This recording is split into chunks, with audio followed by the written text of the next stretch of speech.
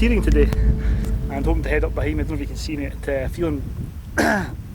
not feeling then, Fur Tall it's called, and just hoping I can get a pitch on the top. I've done my research, so I'm hoping there's going to be a bit of grass up there that I can pitch the tent.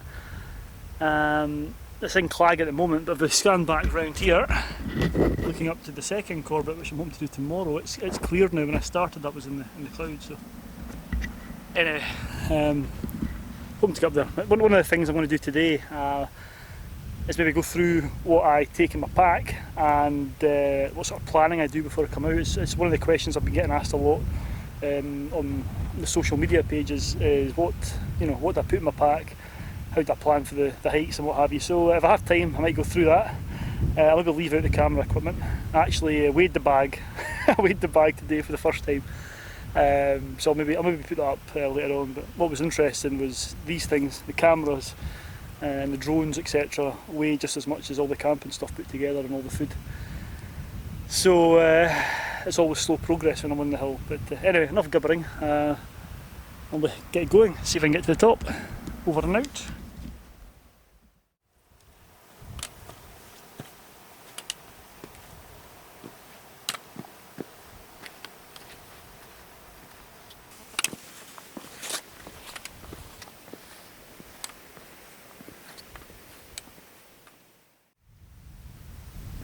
I've just stopped to put some mid repellent on, and I'm coming up the side of the hill, which is slightly less well travelled. With the forecast looking good tomorrow, I thought I'd taken the Corbett behind me, which meant coming up this one first, but usually the usual route up it is from the other side, so there's not much of a path here. It's a bit rough, but I kind of knew that's one of the things I do before. I come on walks, do a lot of research. Sites such as NW Highlands and what have you are absolutely fantastic. So read a few reports, some people had done it this way and it was okay. I was expecting it to be a bit rough, but yeah, it's not too bad, it's okay. A bit soggy, nice in the knees, so I'll head up there. Hopefully the cloud base will lift overnight, if the forecast is anything to go by, and then we can go up this one tomorrow. So one of the other things that I researched before I come is to find where the last water source is going to be. I've been caught out a few times before. In fact, the last trip I did up Culmore, I must have spent about an hour trying to find water. Had to drop a fair bit down, so it's always worthwhile researching, and I'm trying to find the highest point so I don't have to carry it. The bag weighs enough as it is. So there's one here, but there's also one a bit further on over the ridge here, a bit closer to the top, so I will stop there and get some water. Quite important. So I've made my way over to, I think, what's the highest water source I can find. We're about 200 metres off the summit, so I'm going to stop here and get some water. You can see it's just coming out of the side of the mountain here actually. It stops there, so quite a good place to collect some water. So I'm just going to put some in there and then take it up and filter it out later on. So.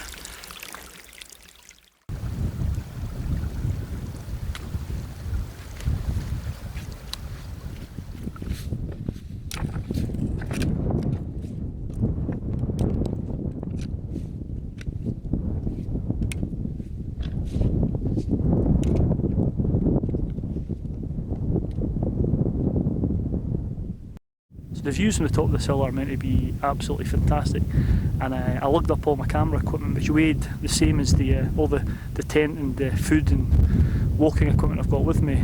So I'm really glad that I did that, because look at it, it's fantastic, isn't it? These views. Oh, I've seen this one many a time.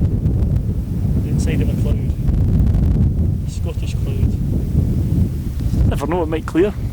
Stranger things have happened, but. Sod's law, this is what usually happens. I usually don't get the cameras out when this happens, so hopefully this won't last very long and it can clear and we can get some pictures. I'll hold my breath.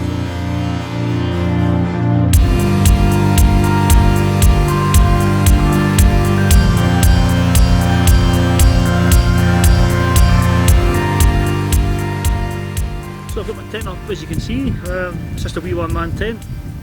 It's from an American company called Tart Tent, and I got recommended it by some of the folks on Twitter when I had a bit of a disaster a few years ago with my, my other tent, and it's done well. It's been grand. It's a cracking wee tent, easy to put up, and it's quite spacey and roomy inside. I'm about 6'1", 6'2", so plenty of room for me. I've also got a Rab. It's a Rab Ascent 900 bag which I use, but the most important, I think the most important piece of kit that I bought for a comfy, enabled a comfy night's sleep, was this decent ground mat. I bought it when I started going winter wild camping, but I use it throughout the year. It's an X-Bed, I think it's 900.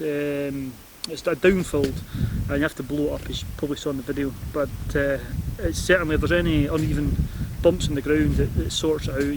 You don't get an uneven or a bumpy night's sleep with it. It certainly helps the comfort levels, and I would strongly recommend purchasing one of these if you've not the lightest thing, but as you've probably seen, I'm not exactly practicing lightweight backpacking.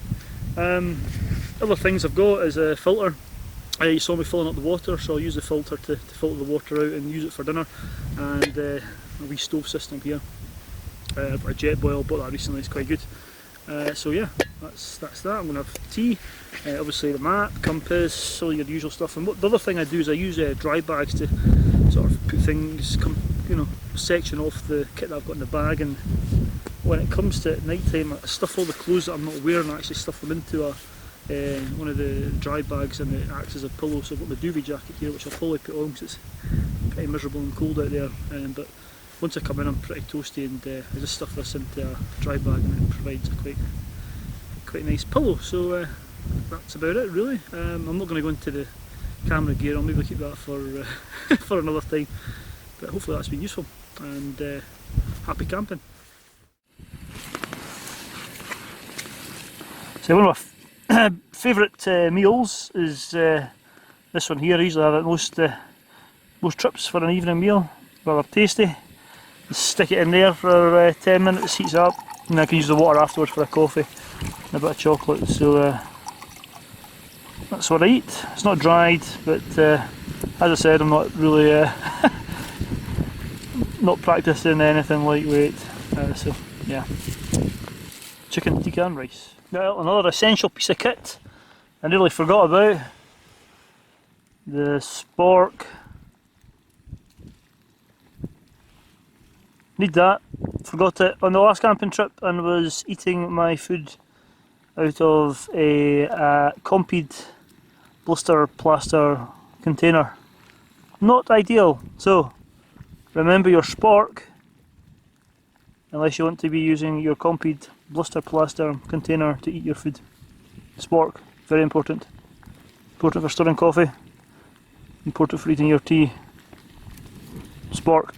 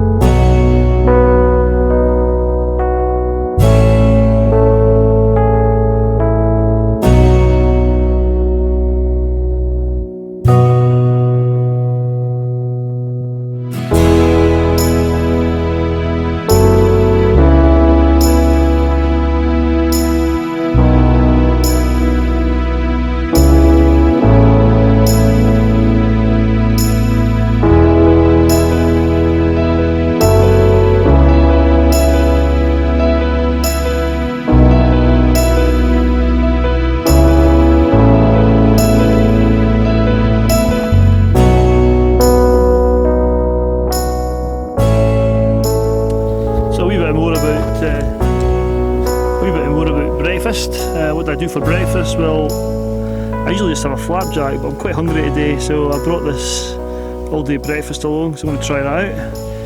And then I use these all-in-one coffee sachets, which are quite good. I usually use 2 or 3. Give a caffeine kick, but they've got dried milk and what have you in them, which is good. And then I'll have a wee bit of chocolate to get me going. Very important. Spork. So yeah, hopefully that'll give me some energy. I don't know if you can see up there, I've got my phone with my listen to some music, but I also bring another piece of kit I always bring with me that adds to the weight is a extra battery, a wee battery pack for the iPhone. This is coming useful, especially in winter, when the batteries can drain quite quickly in the cold. But even in the summer, I mean, this morning the drone batteries I had to heat them up because it was actually quite cold overnight. Although the sun's heating things up quickly now. Anyway, that was a wee bit more about the gear. Looking forward to some breakfast and caffeine. Over and out.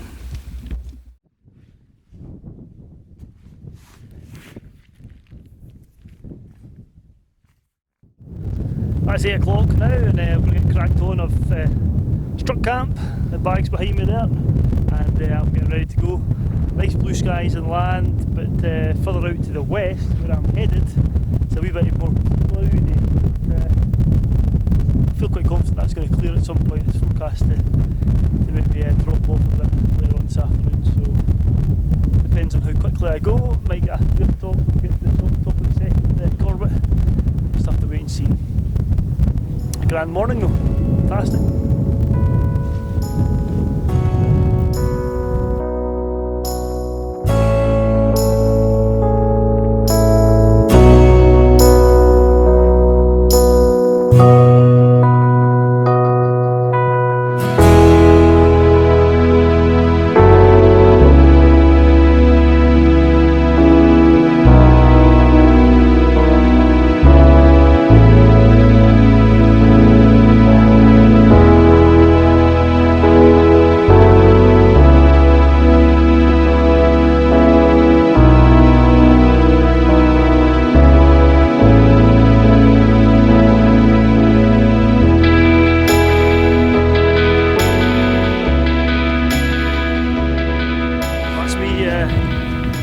Come up the first Corbett, heading down back onto the Stalker's Path, which is away down there somewhere.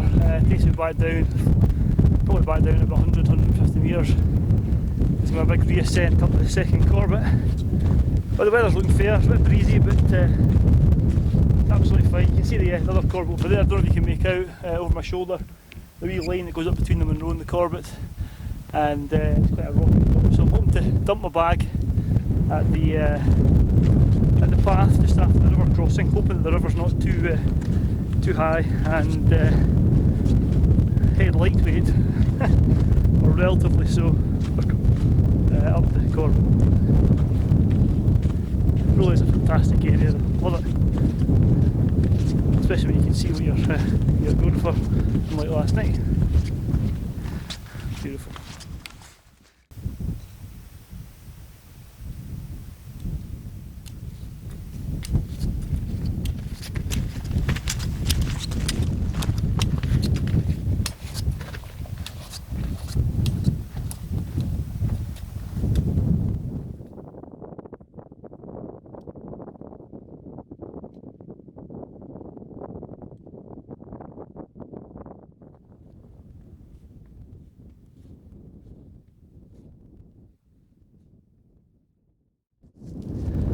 Well, halfway up Arruda Stack, what a mountain! Amazing piece of rock this. It's essentially all, this is a big lump of rock, lots of slabby walking. The views are just stupendous, look at that down behind me. Absolutely beautiful, and turned into the valley over my shoulder, so it's a bit breezy. I don't know if you can hear that on the microphone, but it doesn't really matter when the weather's like this. It's absolutely astounding. So just another half an hour to go and I'll be at the top. Onwards we go.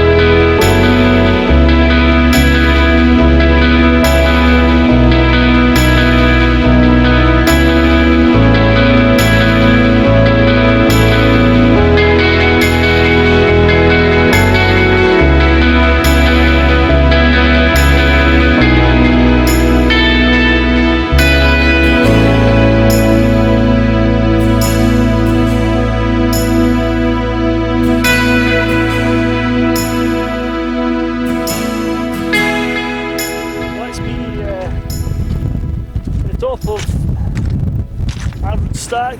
What a viewpoint, fantastic. See down and over to Applecross there, over my shoulder and then round the whole of the Tordon area behind me. Fantastic viewpoint. A great day. A wee bit breezy but not too bad. I've soaked in the views, so it's time for me to head down to my bag, grab that, and then the long walk out to the car. And then a long drive home. But it's all been worth it. Fantastic. Home time.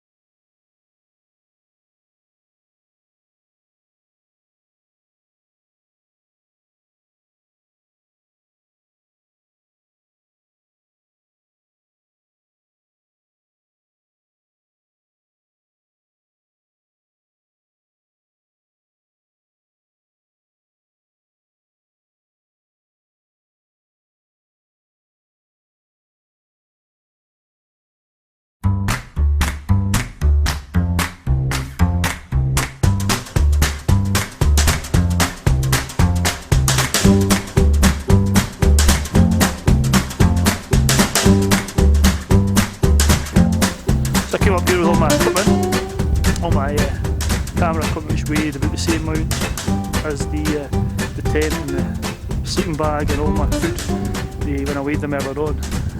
I'm really glad that I brought all that equipment up because the views, which are meant to be stupendous from here. Let's do that again. Take two. So the views from the top of this Corbett are meant to be stupendous, and I'm really glad that I lugged up all my camera gear, which weighed more than all the camera equipment. Take three. What the fuck? So the views from the top of this hill are meant to be absolutely fantastic, and I lugged up all my